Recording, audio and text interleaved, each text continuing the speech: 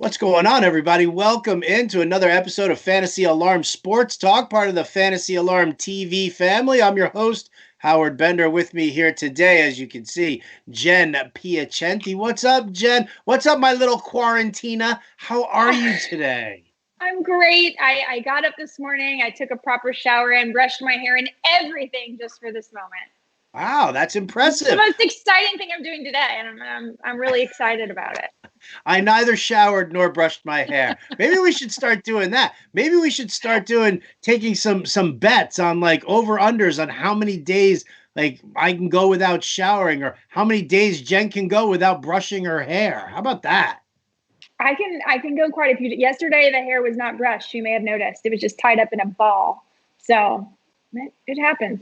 I only see people's souls. I don't see their outer shell. I don't see the looks part there. Okay. Good. I'm like Shallow Hal walking around there, just seeing everybody's inner beauty. Nobody's outer beauty. It doesn't matter to me. It's irrelevant. That's something that fat ugly guys say. Just so you know. So be warned. If like a fat ugly guy comes your way, Jen, he's all smooth and charming, just know that he's just, knows that he's out kicking his coverage if he's trying to hook up on a date with you. So like if somebody says, I really appreciate your personality, that really means they appreciate your personality, not that you're ugly. Is that what you're saying? Oh, I don't know about that. Because I get a lot of, wow, you got a great personality. Interesting. I don't think they're saying that you're ugly though. Like you're like the double threat, right? You got the good personality and the good looks. As opposed to I just have long hair. if this were like a league of their own, it wouldn't be like, and how about Marla Hooch? What a hitter. What a hitter. That's amazing. Well, welcome in, everybody. Jen and I happy that you guys have decided to join us. It's been a very, very slow sports day here today on Thursday, but nevertheless, we've been making lemonades out of lemon for this entire quarantine. So there are obviously some interesting things to talk about. Number one, I would say, Jen, I'm going to actually talk about this on the Fantasy Alarm show later tonight with Jim Bowden. But I was seeing some stuff like, because Jim and I are doing team by team profiles, and today's the day that we're doing the Patriots. And for all of you out there who want to see our breakdown of the Patriots or hear it, that's later on tonight's show. But life without Brady for the Patriots is something that everybody's thinking about. Now, what about life for Brady right now? I just saw a little blurb here from what's his face, Clyde Christensen, who's the quarterback's coach for the Tampa Bay Buccaneers, or the Tampa Bay Gronkaneers, should we say? Right. And so basically, I mean, here's a guy who he coached Peyton Manning in Indianapolis. And basically said that these are two totally different situations. Like Peyton Manning took the playbook and the verbiage over to Denver when he left Indianapolis. Brady's not exactly doing that. And Christensen firmly believes, he says Brady's like, just tell me what to do and I'll do it. Christensen seems to believe that Bruce Arians wants to maintain the majority of his usual offensive scheme and have like a little Brady twist to it. But, Arians, he loves that 7-step drop, heave it downfield, a lot of action. I dove in deeper into the numbers here, and all of a sudden Tom Brady doesn't look so bad on the deep throws. Over 100 quarterback rating on passes of 20 yards or more last year, 60 passes of 20 yards or more. Now, all of a sudden, I'm thinking maybe Evans and Godwin. Maybe I'm misjudging Evans and Godwin here, that they both can coexist. Yeah, maybe they can. How are we going to know, though? I mean, we're not going to know until we see it.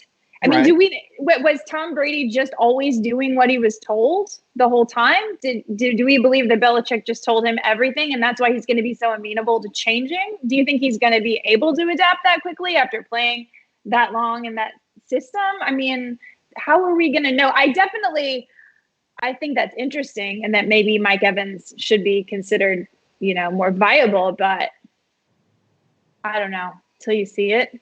Yeah, I mean, listen, here are two guys, though, and, it's kind of funny. We've talked about this in fantasy all the time, right? When we're like, oh, yeah. I'm totally in on Odell Beckham. Oh, I'm totally in on Jarvis Landry. Oh, I'm totally in on David Njoku. Oh, I hate Baker Mayfield. I'm not going to. Well, if those receivers are going to do so well, then who's throwing them the ball? So I'm kind of equating that to the situation that if Mike Evans and Chris Godwin are still both second round picks in fantasy, and we have that expectation, well, shouldn't we, increase our expectations here of Tom Brady in the sense that if it is Arians' offense, maybe Brady does adapt a little bit more. Yeah, I definitely think. Well, I think maybe Brady's been undervalued the whole time. Actually, I think in all of these drafts. But I have to be honest. Like I've had opportunities to take Evans and Godwin in my drafts I've done the last 2 weeks, and I just don't want a piece of it. I'm just willing to pass on that. I just don't know what's going to happen, and I'm just willing to take a pass on that until I see what's going to happen. Really, you don't want to brave it. You don't want to speculate. Make a like plant your flag into a Chris Godwin's going to be just like Julian Edelman. Nope, don't want to do it. Don't want to do it. I mean, we saw last year with the Bruce Arians offense, it was either Evans or Godwin. They were never good on the same game. So we already know that tends to happen in the Bruce Arians plan, maybe. Or maybe that was coincidental. I don't know, but I can't predict there, and I don't like it. I don't like that feeling. So I'm just kind of avoiding all of Tampa Bay, to be honest. Yeah, I guess one of the things we could say, I look at the situation, I wonder, is this going to be like, how Evans and Godwin, not, when one was up, the other was down, and vice versa. We saw that in Detroit with Kenny Golladay and Marvin Jones. Anytime Golladay had a top cover corner on him, Marvin Jones blew up.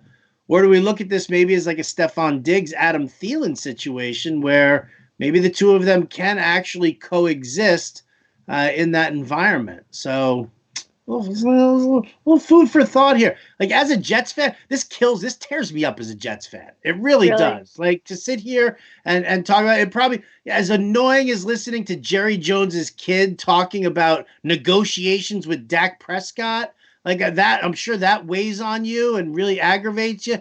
Like the same thing here that, I'm like the inner turmoil, Jen, of a Jets fan having to say, I kind of like Tom Brady. I kind of like those guys. Yeah. I mean, so yeah, I like them.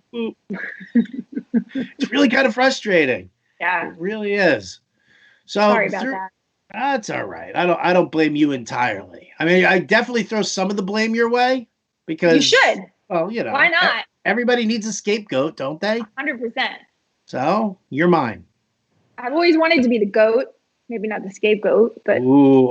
See. Did we not talk pet peeves? Did we not talk about phrases we absolutely hate? And what did I say, Jen? You said the goat, which is why I know if you called me the scapegoat, now I know how you feel. I know you're looking into my soul. You think it's black. What if I called you like the scape banana? See, it hurts, doesn't it? It hurts. Does hurt. Yeah. Speaking of bananas. The Rams helmets. How ugly are those? They're so bad. Now, guys, I've been going off about like the logo already. The logo looks like it was like, made in 1984 on like, and it's saved on a DOS disk. Like, I don't know, like, how do you come up with that? Why is that cool? There's nothing cool about it. It's horrible. It's like from really like a joystick video game Atari. It's so bad. And now you come out with these uniforms and they're no better. I mean, like, it's a joke. These uniforms are butt ugly. Like there's so bad. There's nothing about it. I mean, like, I'll go so far as to say that the use of what looks to be like a Valhalla blue, right? It's a little bit, maybe it's more royal blue than Valhalla. I don't mind that, but dude, I mean, what are they doing with these helmets because it looks like two bananas are hooked to each other on the side of the helmet there. And then, I mean, that's a lot of bright yellow in there. It looks like, I mean, obviously maybe they're worried that these guys are going to pee their pants. Yeah, maybe. Look at the look on your face there. Like that says it all. How literally you combine like my least favorite logo and then bananas. Like, and I live in LA. It feels like almost personally offensive. So I'm just, I don't care what you think about the Cowboys. You have to agree that is an iconic logo. That is a great logo. You guys try harder. Do you need women on your like design team? What do you need? Like, help me help you, Los Angeles. You have like the most creative people in the country living in California. Disney Studios is in California. Maybe that's what you did. Maybe you accidentally hired an animator and they thought that we were going to animate this and put music behind it, and somehow we were going to have a football cartoon.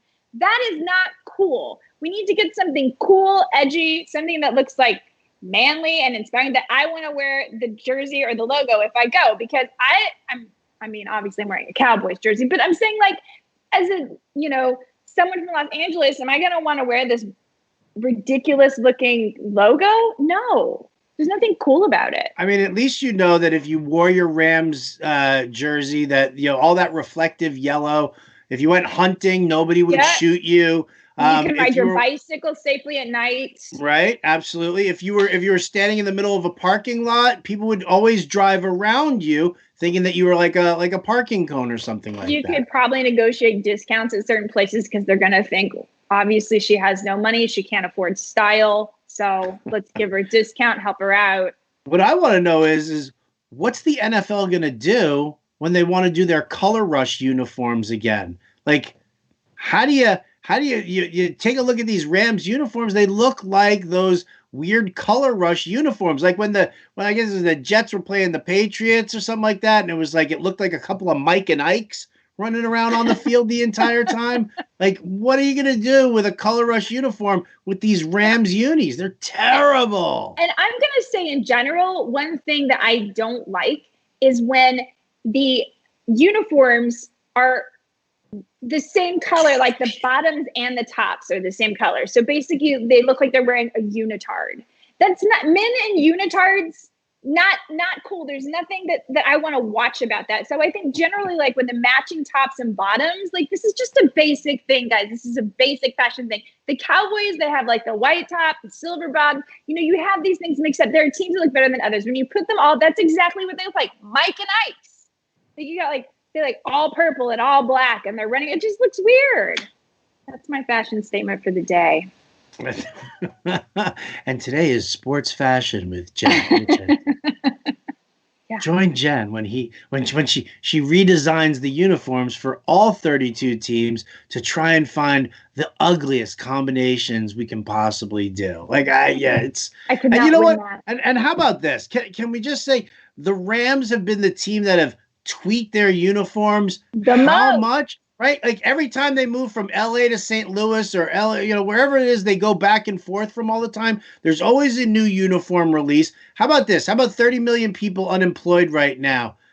People, money, the economy's in the toilet. Do we really need these butt ugly uniforms to now go on sale? Like, what if you're like a 10-year-old kid in LA and you're rooting for the Rams and do you want that jersey? I mean, how many fathers and mothers have to turn around and slap their kid in the head and say, no, we can't afford it. B, that's the ugliest thing in the world. We'd never buy it for you anyway. And do you want to hear actually an interesting fact? Because I'm a very strange person. So I was on Hollywood Boulevard, I don't know, a couple months ago, and I walked into a tattoo parlor and I asked not to get a tattoo, just out of curiosity. I have no tattoos. But I asked, what is the number one sports tattoo you get asked? Because, we're in LA. Is it Dodgers, whatever?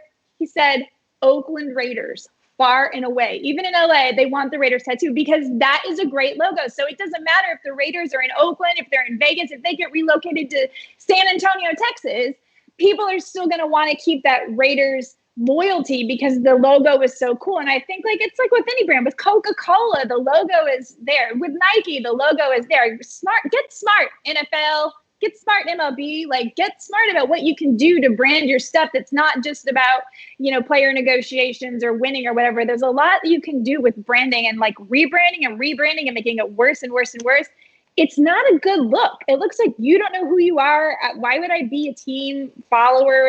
You don't know who you are. So why do I want to root for you? Right. And how many different uniform changes do you need during the course of a season? Right. Oh, well, we're gonna throw back uniforms here to 2003. Oh, we're gonna throw back uniforms here from the 90s. We're gonna have throwback uniforms from the Don't get me started 70s. on that. The one the MLB did last year with the all black and white, except the pitchers got to wear black caps. Yeah, I really didn't understand that. Right cap. Like it was just like it was like a wicked chessboard. Like there was nothing cool about that. I don't need to be in a Harry Potter movie situation. Like just creepy. I felt like I was in Alice in Wonderland. Don't do it. We don't need a gimmick. We need good baseball. We need classic stuff. We do. Yes, we do. Yes, we opinion. do. Still holding out hope for baseball, Jen? I am. I'm still holding out hope. I think it could still happen. I think it probably will happen, but I'm not encouraged by the fact that it's never a good look when millionaires are fighting with billionaires over money, especially in the middle of a pandemic. And this could be really bad for baseball if we can't just kind of like figure out how to do this as peacefully and quickly as possible. The longer it goes on, the worse it looks for baseball because the PR, there's no good way to look at it. They can't get out of their own way. Like that's Right. the problem. And I guess that's kind of where I'm losing steam. Me Like too. Bowden does a good job of trying to like keep me uplifted about that and keep the hope alive. But yeah, I look at this and it's like you got Mark Teixeira telling players to play for pennies. You got Blake Snell saying he's not going to play for, half his salary and just the back and forth that we have. This plan goes into motion, the players union hates it. This plan goes into motion, management hates it. This plan goes into motion, ownership hates it. And that's kind of what worries me the most about, but see, it's probably not even just baseball because, Barkley and Shaq have both come out and said that the NBA just needs to trash the 2020 season. I haven't heard from anybody from the NHL about, what they should do.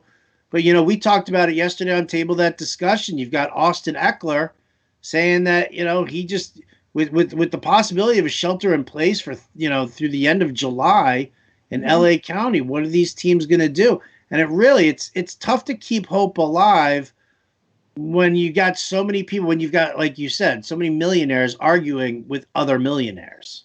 Yeah, it's not fun to watch. And unfortunately, because we are all sheltering at home, that's the news. And so we're going to read it. There's no way for it to fly under the radar. We're all just out there asking like for any kind of information we can get. I mean, I get up every day, Howard, and I think, oh, I hope there's something interesting and I can write something about it or say something about it or talk about it on the live stream. And it's just more just conjecture and sometimes negativity. But we're all looking for something. We're looking. And so there's no way to not see it, unfortunately, for MLB. Yeah, well, that's the thing. I mean, you've got so many people. And listen, I'm not gonna lie. Listen, I'm dying for sports to come back. I really am. Like, I'm excited for Matt Sells and Fantasy Alarm and the NASCAR coverage for this week. I'm super stoked because you know what? Matt Sells busts his butt 24/7, not just on the front end, but on the back end of Fantasy Alarm as well. All the tool work that he does. So for him to stand in the spotlight there for NASCAR, I'm perfectly fine. Mike Alexander did another great job of crushing the MMA slate. Drew Phelps just posted an article on Fantasy Alarm with best bets for the PGA event. Damn. Give me baseball. Give me football. I'm not even a hoops fan. And I would literally just I would start watching basketball. I would sell a kidney in order to see some basketball go. I would. I really would. And hockey. Bring it. Oh, the cops coming for you? Yeah, I forgot to shut my patio door, y'all. I'm sorry. Oh. Yeah, we still have crime in LA, even with everybody sheltering at home, apparently. Right? Those are the cops are riding around right now trying to figure out who's wearing the new Rams logo. I was going to say they're trying to raid all the homes that might have the logo. Senseless. Just get rid of it. Just get them out. Brutal. God, brutal. It's tough. It's really tough to keep hope alive when you start seeing, some of the news that's happening around right now. Because I mean, listen, it is a safety issue, and I'm not going to sit there and I'm not going to say that Blake Snell's wrong for saying what he's saying. It's a safety issue, And until we can like actually hammer it out, and I don't mean listen to bipartisan, debaters argue with each other as to, are the red states right or the blue states right, whatever. The fact of the matter is that we can't forget that athletes are human beings and we have their can't own. forget it's not even just the athletes. If we have MLB coming back, we have umpires that are older than 60 years old. We have coaches. I mean, look at Dusty Baker. I mean, there are coaches. I don't want to look at Dusty. He's somebody that shouldn't be out exposing himself in this process. He has to be careful. And there's a lot of managers like that. And I just, there's a lot more than just the players. So it is true that it's a lot more than just the players. It does look like it's the players being jerks about their salary, but it's a little bit bigger than that too. But obviously what's in the spotlight is the players and the salary. It's a lot bigger than that. It's more than just the players. And you're right. Clubhouse attendance you're talking about. You're talking about security that still needs to be there. And, I mean, I know the governor of Florida said that the WWE could come back and MMA could fight there because those are essential. I know they're not essential, but for the same token, how many times can we sit here and, rank the top 75 sneakers used in the NBA like ESPN was doing? It's true. Somebody asked me, I was on a radio show a couple days ago, and they said, so what do you do every day as a fantasy analyst? I'm like, well, right now I kind of wake up and think, ooh, maybe today we'll rank the best movie sequels. You have to keep interest and you do have to keep hope alive, but there's not the level of ordinarily. What would we be doing right now, Howard? Like, first of all, we'd be checking box scores every morning, figuring out whose stock was up, whose stock was down. And at the same time, we'd be starting all of our NFL work. I mean, we would have had the draft, we'd be doing, and it would just be like crazy. We'd be working 24/7. And not that we're still not working a lot and keeping our hopes up and finding what we can find, but it's just not the same. It's wearing on you, isn't it? It is a little bit. I mean, and for me, like, I'm also an artist, but that's not really happening either. There's no community theater production for me to go audition for, or, just basically everything's just kind of here. So luckily, no one's on an island. Like, we're all kind of going through this. So we can't really have any pity parties. I'm sure that people at home that want to play sports are like going crazy and want to play sports too, but they're still thinking like, I need to be safe. And how to balance that with like hope, because another concern I've had during this quarantine is this become like a therapy session. I feel like it might be. You know what? Listen, I in all honesty, I love that, because I think that people really kind of need to take a look into the real thing. Like, we can't sit here and tell you what's going to happen in baseball. We can't tell you which guys to draft and which guys not to draft, because we're still hanging out in limbo right here. It's mid-May. There are no OTAs, training camp. We have no idea when that's going to happen. So how are we supposed to, I mean, we can say that we think that the players are going to do this and this is who we like if it's a real season. But, I mean, it's tough to go in there and say, to take a stand and say, this is what's going to happen in the NFL. This, take the over on the wins total for this team, or take the under on that, because we could tell you all of that. We were telling you all of that about baseball in January and February and March. Yeah. And where are we right now? So, right. I mean, I think the focus, like sport coverage focus, should stay on the leagues, the sports that are actually playing. Yes. Right now, I don't want to cover the Chinese badminton league, as I have no desire for that whatsoever. But I think people need to see that, even people like you and I, who this is our job, that it's tough on everybody. I'm not going to sit here, right? We're not Cry Me a River. Oh man, my high school senior or my high school sophomore is not having the time of his life right now, and poor class of 22. Like, that's not what I'm talking about here. I'm talking about people whose jobs are, we're supposed to be creating content out of nothing right now. Nothing. And we're making it happen. And I don't blame you guys for not wanting to watch us rank 75 sneakers. I don't want to watch that either. I don't. But the good news is that at least I have cool coworkers, and we have fun every time we get together. And it always lifts my spirits. It always lifts my mood. I'm happy. Like literally when I said this is the most exciting thing I'm doing today, it is. This is like the highlight of my day is talking to Howard for 30 minutes, 45 minutes. And Stop. It's true. No. Go on. Go ahead. This Go is ahead. the state of the world, guys. No, stop. Really, but I also, what I was going to say is I'm also concerned with the quarantine and the mental health toll that it's taking on a lot of people. The people that may have addiction issues, that have depression issues, and all these things we don't know, right? We have no idea what's going on at home, how sad these people may be that they're not playing, how much do we need sports for our, communal health as a nation, to have something to root for. Like, I don't know. They're not going to know. We're going to look back at this. It's going to seem so obvious, but right now, is it healthier to play sports? Is it healthier to stay home? Is there an answer? I don't know. But you can't really judge either side. Right? Because you'll get two different answers. You ask somebody in Georgia or Florida, they'll tell you one thing. You ask somebody in New York, they'll tell you the complete opposite. Yeah.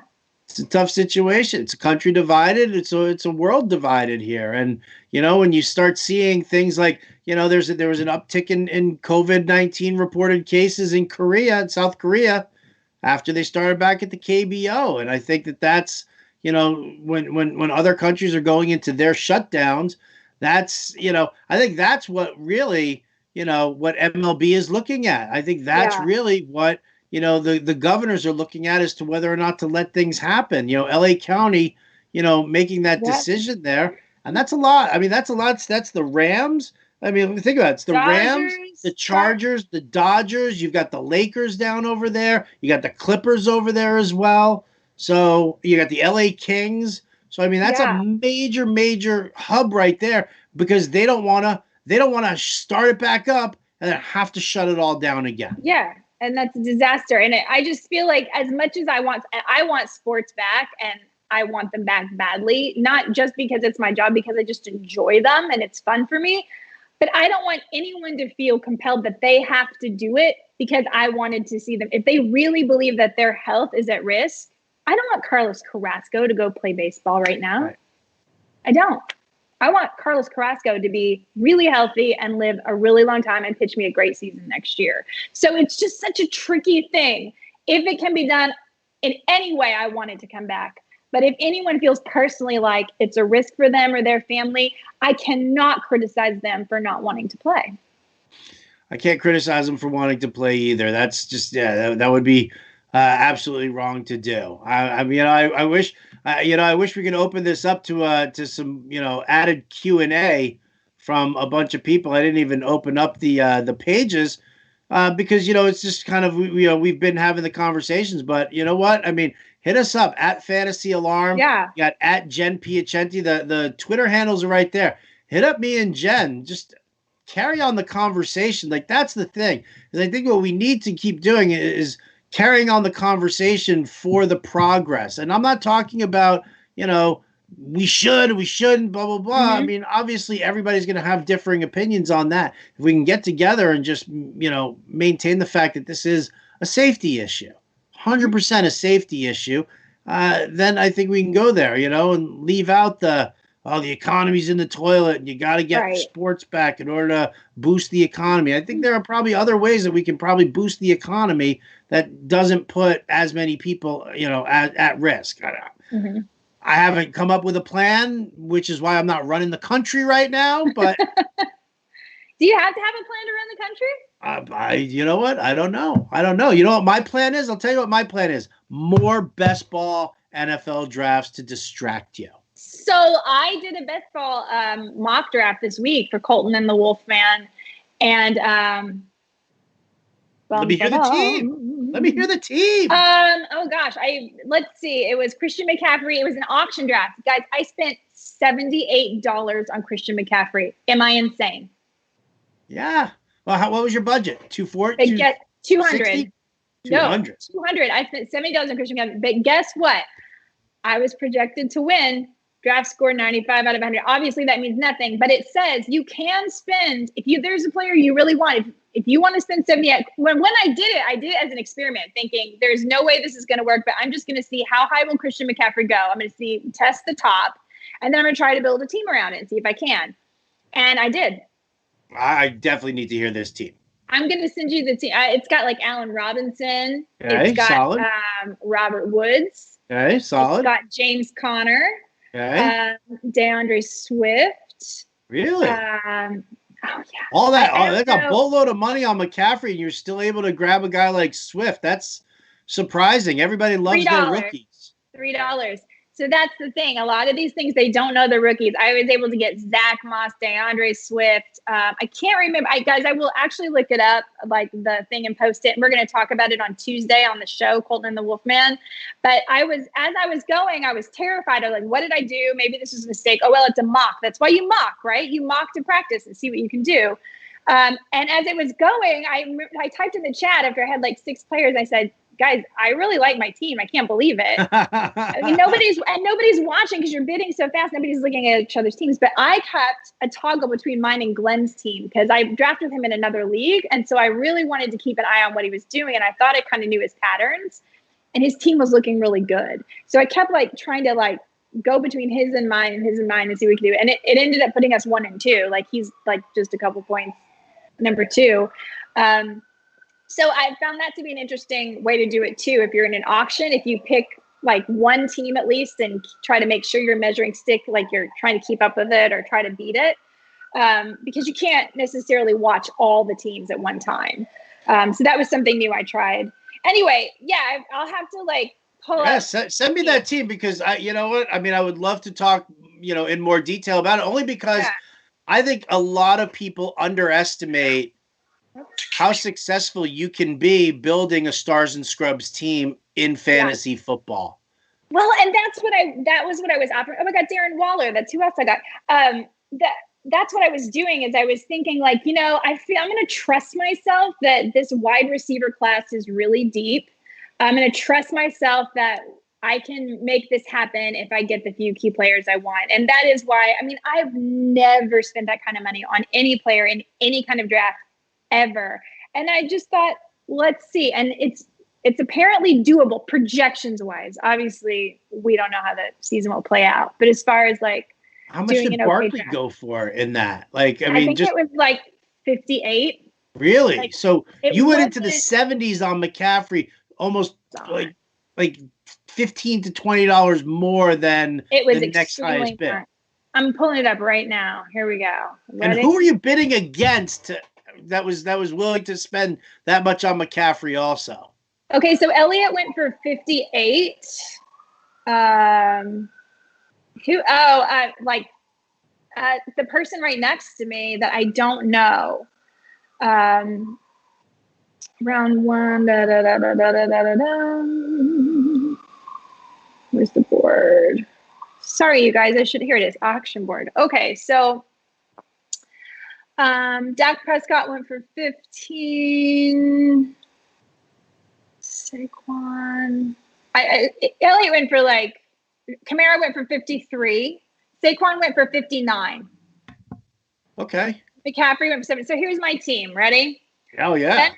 Ben Roethlisberger, Christian McCaffrey, James Conner, Allen Robinson, Robert Woods, Darren Waller. Yep. Minnesota Vikings kicker. Yep. Patriots defense. Nice. Cam Akers, Will Fuller, John Brown, Blake Jarwin, Matt Stafford, Darius Geis, DeAndre Swift, Rashad Perriman, Zach Moss, Mohamed Sanu, Chase Claypool, KJ Hamler, Cole Kmet, and the Indianapolis Colts defense, all for $200. So from a you're telling me that this were a dynasty draft, I mean, you crushed it. Yeah, there's a lot of rookies in there, and maybe that's why you were able to build that kind of a team around spending so much for Christian McCaffrey that people were kind of pulling back on the rookies. But oh baby, in a dynasty format, that is, listen to those names again. Those are unreal. Some really good, strong options. Having Swift and Cam Akers, I mean, I think both of those guys will definitely produce this year and then, take over as bell cows for their respective teams. Yeah, Moss, Claypool, Hamler, Kmet were all like, and again, these were all things I did at the end for my bench for like $1.